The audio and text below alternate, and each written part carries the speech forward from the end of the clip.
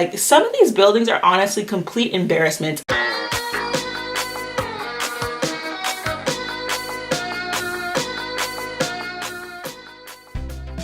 Hi guys, it's me, Essie Magic, and today I wanted to give you guys tips on how to apartment hunt in Los Angeles, or just things you should watch out for because it is a scary place when you're looking for an apartment sometimes. I recently just found a new apartment, so by the time you guys see this video, I'm probably going to be in a new apartment. So that's how I experienced a lot of these things. I also did research. These are also just from experiences that I've had over time that I wanted to share with you and help you out in your Los Angeles apartment hunt or sublet hunt or whatever it is you're trying to find in LA, couch hunt. Before we get started, of course, I want to tell you guys that I release videos every Thursday, Saturday, and Sunday, so make sure you subscribe so that you don't miss out on new videos about life in LA, chasing my dreams in LA, giving you tips about LA, and also any sort of fun vlogs I have.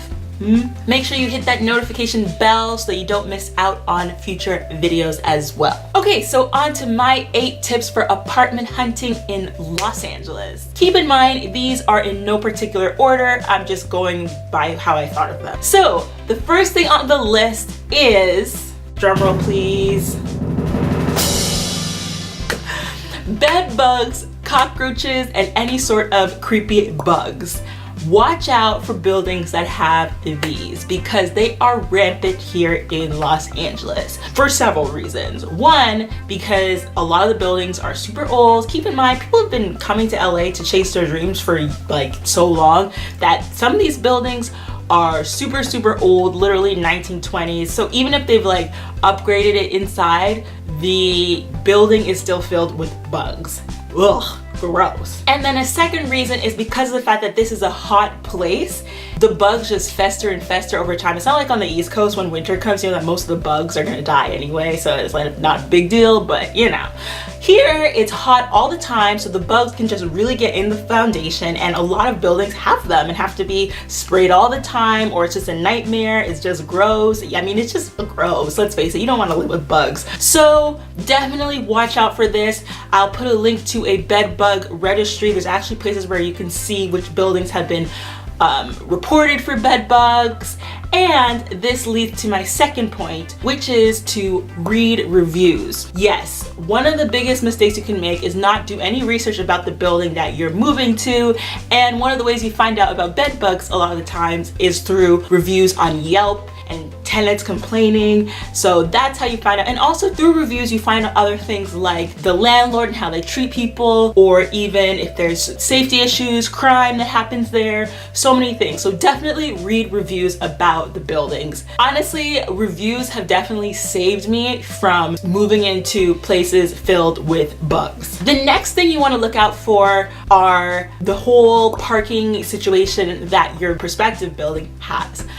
I mean, obviously if you don't have a car, this doesn't matter. But if you have a car, it's something you need to watch out for. A lot of buildings might not have any parking, and depending upon where you choose, sometimes getting parking is a nightmare, especially when there's street cleaning weeks and everyone parks on one side of the road and then you get a ticket. Not good. Definitely want to have a building that has parking spots for you, or at least has permits. I know in West Hollywood, you can get a residential permit that allows you to park on the street in the evenings. That helps get rid of people who don't live there. But definitely look out for the parking situation. You can end up driving around and around and around for like 30 minutes sometimes looking for parking, or end up having to park so far because your building only offers street parking and the parking space you found was so far, and then you have to walk all the way to your apartment late at night. If you went out, not good. The next tip I want to tell you guys about is to look out for buildings that are rent controlled, and this is the one that can really help you in terms of the price you pay as well as price increase if you continue to live there after your lease ends.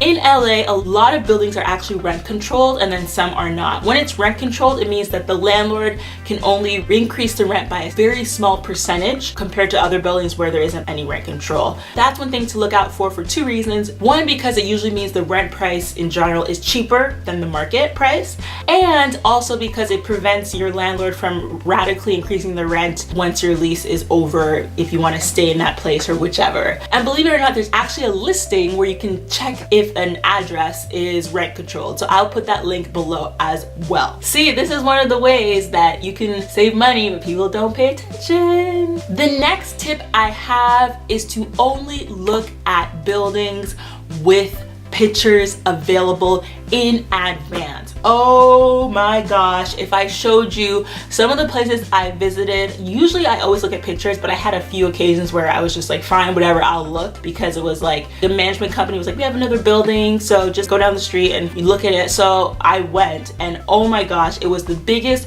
waste of time I've ever experienced. Like, some of these buildings are honestly complete embarrassment. Like, I don't even know how they're habitable. They're literally disgusting, run down, need to be upgraded, just completely old and not livable. In my opinion, they were like not livable. So I wasted my time going to some of these places that I literally had no chance. Literally the landlord would be like, oh, do you want me to give you an application? And I'm like, no. Well, I didn't say it like that, I'm nicer than that, but I was just like, no, it's okay. Oh my gosh, this can save you a lot of time. Yeah, I know there's some buildings that don't have pictures up that turn out to be good, but most of the time they don't have pictures, or if the pictures are taken at very awkward angles, it's like, what are you trying to hide? Usually there's something not great about the place, and you can end up just wasting your time driving all the way to wherever to see buildings that are not what you want. The next tip I have is to come ready to give whatever the landlord needs for you to apply for the place, because LA is so competitive. I'm telling you, the time that you literally leave to go to the bank to get a check or a deposit or a holding fee, somebody else can literally come, scoop up that place, and be in front of you for that spot. Next thing you know, you missed out on that place just because you didn't come prepared. So come prepared with whatever you can, just in case you do want that place, so you can say, I want it right away, put the holding down, and get yourself that place. The next tip I have is to make sure you read your lease agreement properly. As basic as this seems, you would be surprised how many people don't actually read it properly and then get screwed over. Sometimes they have clauses about, you being responsible for certain damages that you're not actually responsible for, or they have clauses where if you want to move out, you have to move out a couple days before when you've actually paid for the full month, like all sorts of weird things. So definitely read your lease properly, see what they might make you responsible in the end, see what sort of clauses they might put about your deposit. Otherwise you could end up losing portions of your deposit for something that isn't right. So read your lease and or contract. So the next and final tip on my list to learn how to acquire an apartment without proof of income. One of the hardest things about moving to a city when you don't have a job. And how can you do that? Well,